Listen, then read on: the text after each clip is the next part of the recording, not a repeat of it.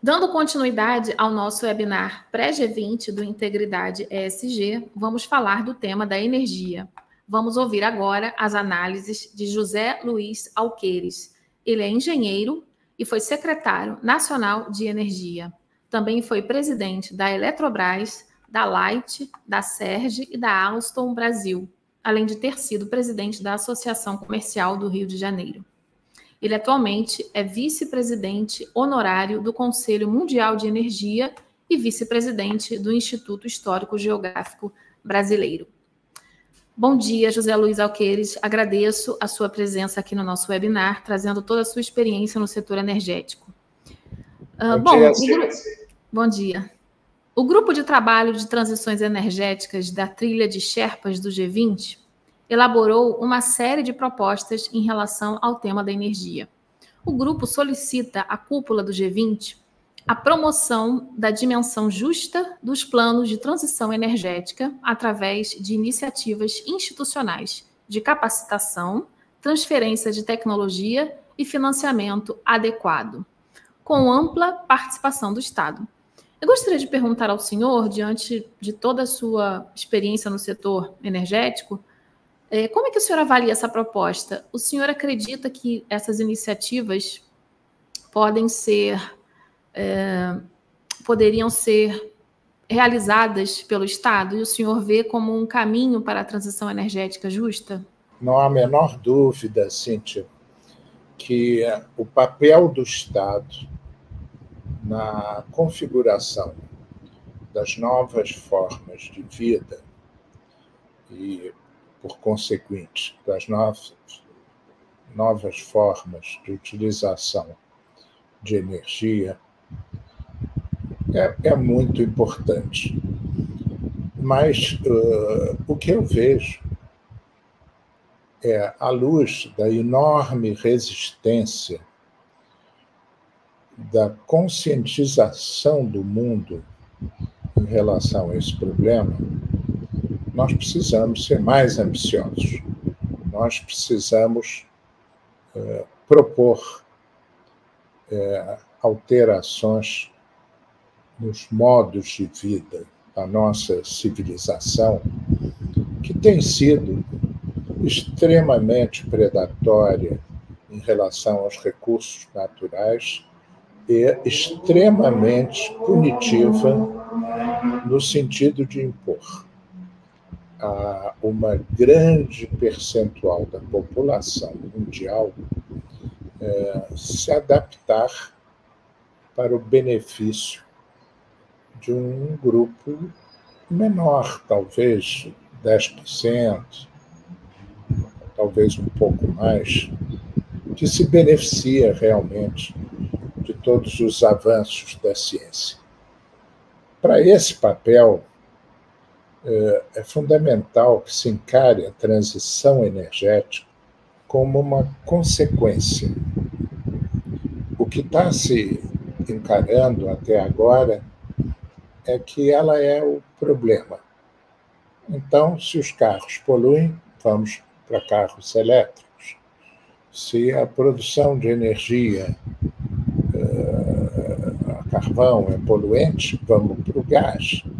Se o gás é poluente também, vamos para o nuclear. Mas o que, no fundo, é muito poluente é a intensidade com que nós utilizamos os recursos naturais da Terra. Costuma-se dizer que o Brasil tem uma pegada, vamos chamar assim, de carbono muito leve. Não é verdade. O Brasil emite 2 gigatoneladas de carbono num mundo que emite 50, ou seja, nós emitimos 4% do total das emissões de gases de efeito estufa do mundo. E a nossa população, 200 milhões, num mundo de 8 bilhões, você vê,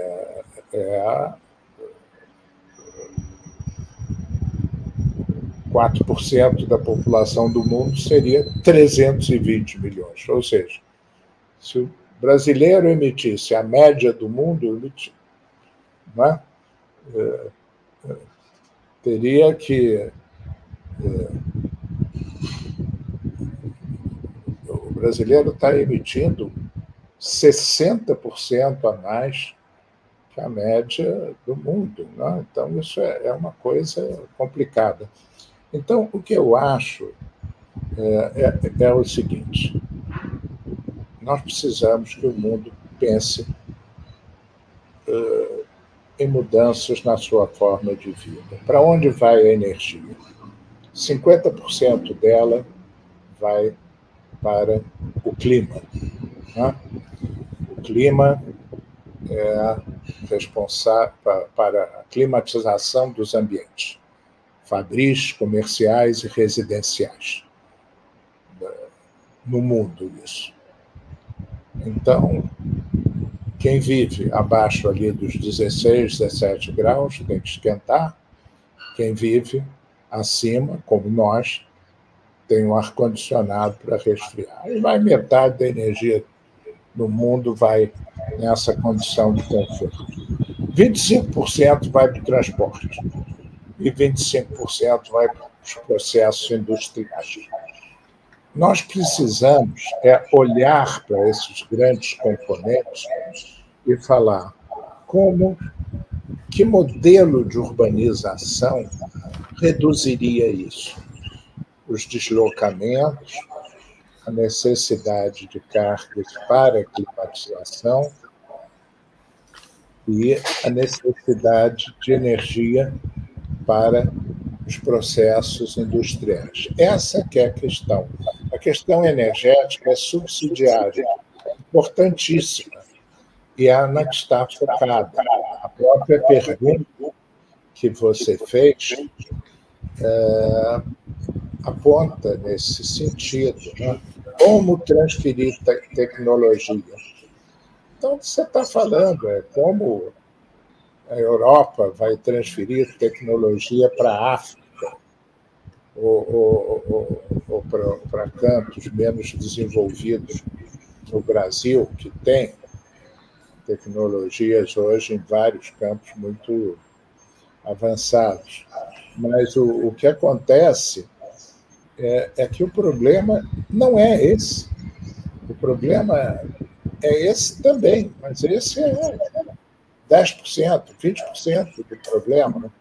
O problema são os países altamente desenvolvidos mudarem os seus modos de vida para modos de vida menos predatórios, não exportarem indústrias poluentes.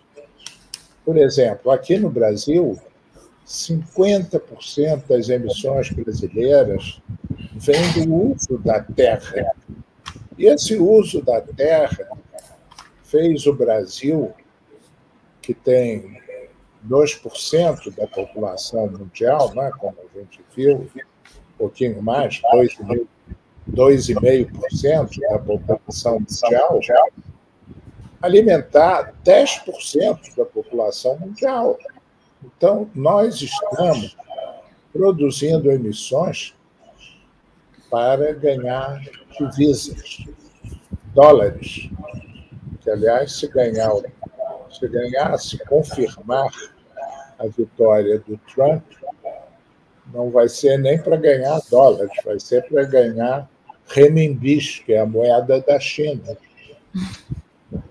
Então, a vitória dos Estados Unidos, a vitória do Trump nos Estados Unidos e o programa econômico do Trump, que é um país lá mais fechado, mais autossuficiente, um país que vai provocar indiretamente, se tiver sucesso, uma rearrumação completa nos fluxos de comércio mundial. O maior parceiro dos Estados Unidos comercial é a China, né? Então, imagina ele reduzir. Então, a China vai procurar outros mercados. A China vai investir aqui no Brasil muito. nós vamos começar a conviver, as nossas escolas técnicas receberão chineses, nós teremos cursos de mandarim em muito mais qualidade. Isso eu acho muito positivo, porque o que a China está mostrando é que nós devemos caminhar para uma sociedade mais laica, uma sociedade mais universal. E isso será, talvez, a questão mais importante para a transição energética. Se consolidar um pensamento que o mundo é a nossa casa comum, que a China e a Índia têm que parar de queimar carvão e poluir o mundo, que o presidente dos Estados Unidos fez agora já um discurso como vencedor, dizendo que teremos todo o petróleo que precisar. Petróleo para nós é ouro líquido. Então, você vê das economias, talvez a economia mais importante do mundo, ou a segunda, a economia americana, adota um discurso nitidamente negacionista do que está havendo no clima em função do modo de vida que a gente leva e que gera esse problema da emissão dos gases, para os quais a energia nos países desenvolvidos é um grande fator, e aqui no Brasil é o uso da terra e o desmatamento.